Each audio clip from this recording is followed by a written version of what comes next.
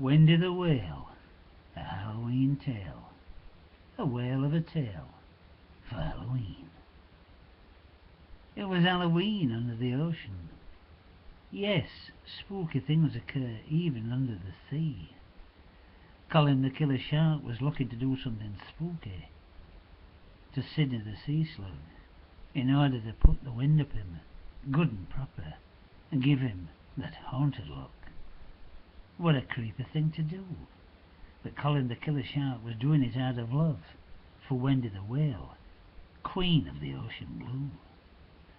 All the creatures under the sea were preparing for the witch's ball taking place on All Hallows Eve, carving out pumpkins, preparing witches' costumes and choosing partners for the underwater dance. Colin the killer shark asked Wendy the whale to go to the dance with him, but as always she told him she was going with Sidney, who danced like Fred Astaire. Colin the killer shark decided then to go to the deepest, darkest part of the ocean, to the place where the evil spirits of the deep resided, and the place where ghosts and spirits abounded under the evil spell of the wicked witch of the deep, Aqua Witch. Aqua Witch was a slimy old octopus with scaly tentacles dipped into every kind of wickedness you could imagine. Even Colin the killer shark was afraid of Aqua Witch, because he always feared that one day he would fall under that witch's spell and become just another ghoulie in the witch's whirlpool of wickedness. But he went, all the same. "What can I do for you, Colin?" Aqua Witch asked. Aqua Witch had a soft spot for Colin the killer shark, because a lot of the spirits and ghosts in the whirlpool of wickedness ended up there courtesy of Colin. "I suppose I owe you a favour," said Aqua Witch, wrapping a slimy tentacle around Colin, drawing him ever closer to her evil heart, and giving him a big, sloppy, slimy kiss. Aqua Witch cackled and said, "You won't get a kiss like that from Wendy the whale." Colin hoped not, but said, "Aqua, you kiss like a witch divine." Aqua Witch promptly gave him another one and nearly drove him out of his mind. Once Colin had paid the price of slimy love, Aqua Witch granted him a spell that would turn Sidney the sea slug wicked, and a potion that, once devoured by Wendy the whale, would make Colin the killer shark the object of her affections.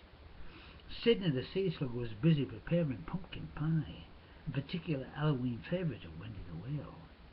Unaware, Colin the killer shark was in the vicinity, waiting for his moment to strike. Sidney the sea slug suddenly had a funny turn, and before he knew it, he was the chef from Hell, introduced to a special ingredient, courtesy of Colin the killer shark. Ghost spirits whispered in Sidney's ear, poisoning his mind against his true love, telling him that Wendy the whale never loved him, just toyed with his affections, that's all. Under Colin the killer shark's spell, Sidney sea slug believed the spirits. Filled with loathing for his lost long love, Sidney the sea slug agreed to add the potion to the pie, given to him by Colin the killer shark. A potion Sidney the sea slug believed would free him from Wendy the whale's clutches, unaware it would make Colin the killer shark the object of Wendy's affections. It was the night of the dance, and Sidney the sea slug dished up pie on a pumpkin platter. The wicked spell slithered through Sidney the sea slug's body. He said to Wendy, "Here is a token of my love." Wendy told Sidney to put the pie on the table, among the many pies Wendy received from the underwater people. "Curses," said Colin the killer shark, "the plan's not working." But what Colin the killer shark didn't know was Wendy suspected there would be foul play, especially on All Hallows Eve.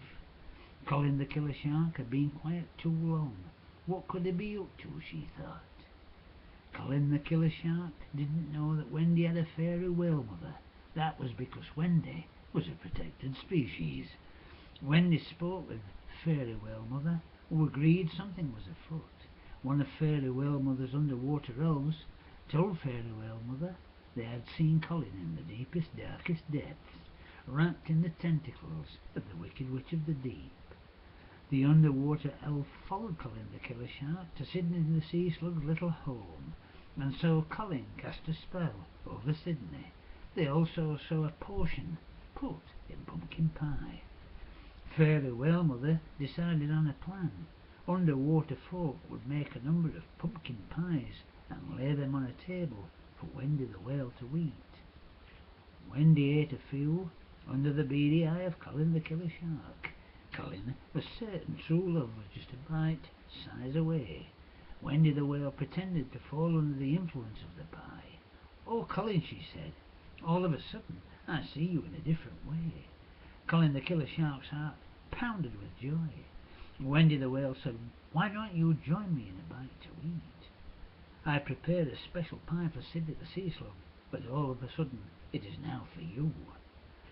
Colin, to show love conquered all, consumed that pumpkin pie, but in the moment he swallowed the bait, he realized something was wrong.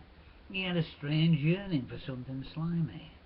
Other creatures followed the yellow brick road, but Colin the Killer Shark found himself on a mouldy green trail that led all the way back to the deepest, darkest depths. Slimy tentacles reached out to embrace him once more. The door to the heart of the Wicked Witch of the Deep opened up. Colin the Killer Shark was invited into the Wicked Witch of the Deep's hard-hearted centre, where he was to stay a while, at the Fairy Whale Mother's pleasure, and of course the Wicked Witch of the Deep's pleasure too.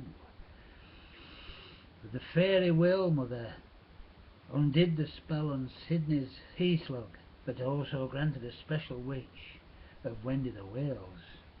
Fairy Whale Mother waved her wand and Wendy shrank to the size of Sydney. Fairy Whale Mother told Wendy the Whale the spell would last while midnight, that Wendy the Whale would be prepared, then would return to full size. All night long Sydney and Wendy tripped the light fantastic and danced a seductive tango. Everyone around cooed and sighed and said they are just like Fred and Ginger. Colin the Killer Shark was dancing too, but was too slow to avoid slimy tentacles. Ghost and Ghoulies also sighed and said, "We will be glad when this dance is over." The end.